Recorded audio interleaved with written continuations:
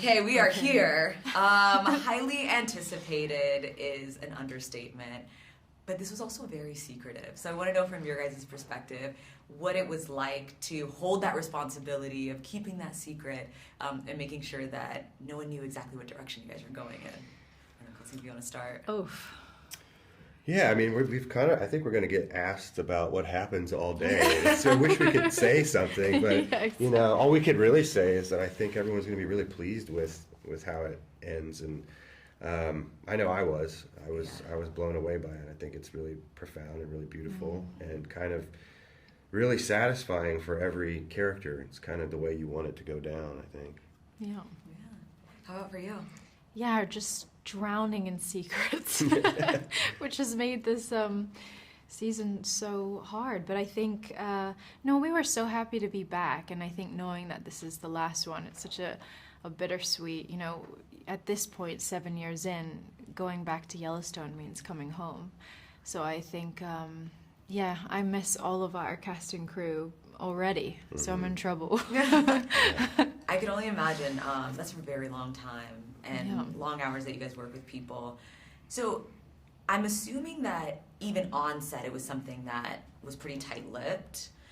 Is it true that some of the cast didn't know how it ends? Yeah, I know they were doing redacted scripts for a lot of people. Crew wasn't getting scripts.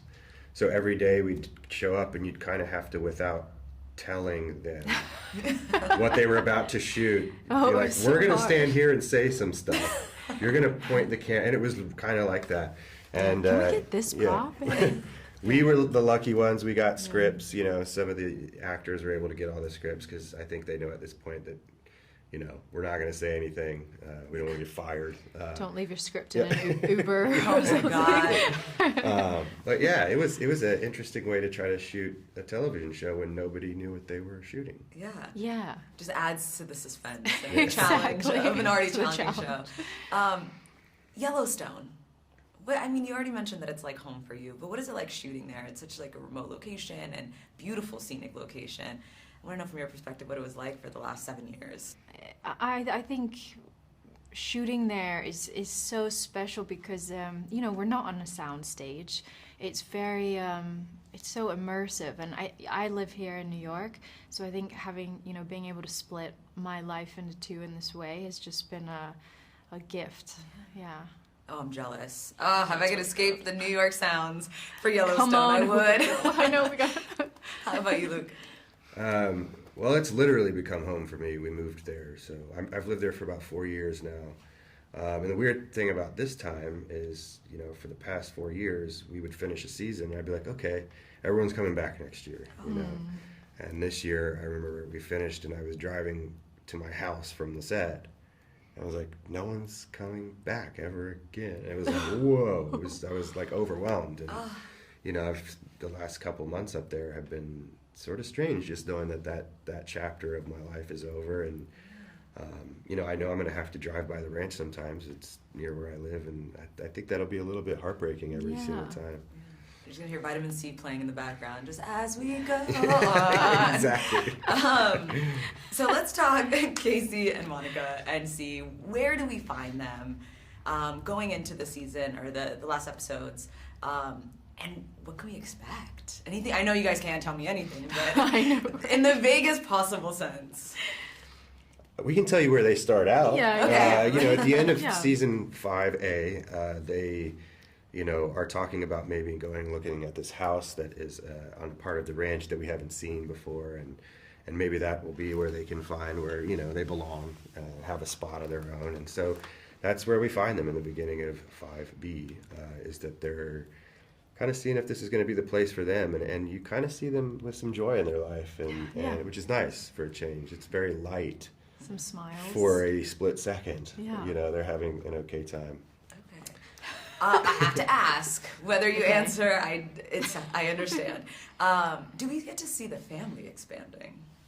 Oh. It's like blink once. Yeah. I know, right? Every facial expression is an answer. You have to tune in to see, or whatever we're supposed to say, you know. Right. Yeah. That's probably going to be your favorite Yeah. answer.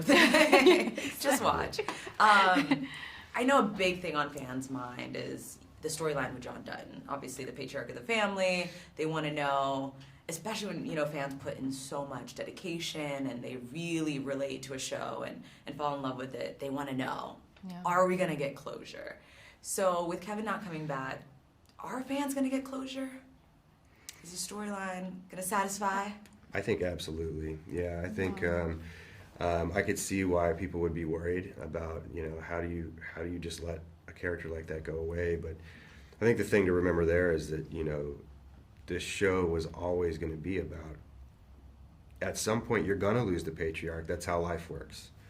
The rock's going to go away, and now it's just the kids, and can they keep this ranch going? And so, you know, that's where we're going to have to find ourselves. And, you know, it was always headed that way. And I think the way that Taylor wrote it, you won't miss a beat, and you won't feel like it was ever going to be any other way. So is it nerve-wracking? Is it, you know, that you're so confident and secure in the storyline that you think fans will be like, yes, this, you know, went off with a bang, just like it started? I think when we read the scripts, I mean, we read as fans almost, you know, we're so invested in these characters like everyone else. So I know I read through them in one sitting till like 3 a.m. And I loved it. I think it's a beautiful, beautiful season and a perfect ending. Oh, I love that. Any family members holding you hostage, wanting to find out how it ends? Oh my God, my mom. I would say our moms are. I gave her a couple spoilers, but she's like, you know, promised. She's written in blood that she's not going to tell anybody. Her NDA is tight. And I think, you know, to what Kelsey was saying, I think everyone will be pleased because I know that I was, and also, if anyone is upset about the ending, it's just because it's ending. Yeah. You know what I mean? Like, it's just because, you know, none of us want it to end, but it has to, and I think there was no better way. Okay.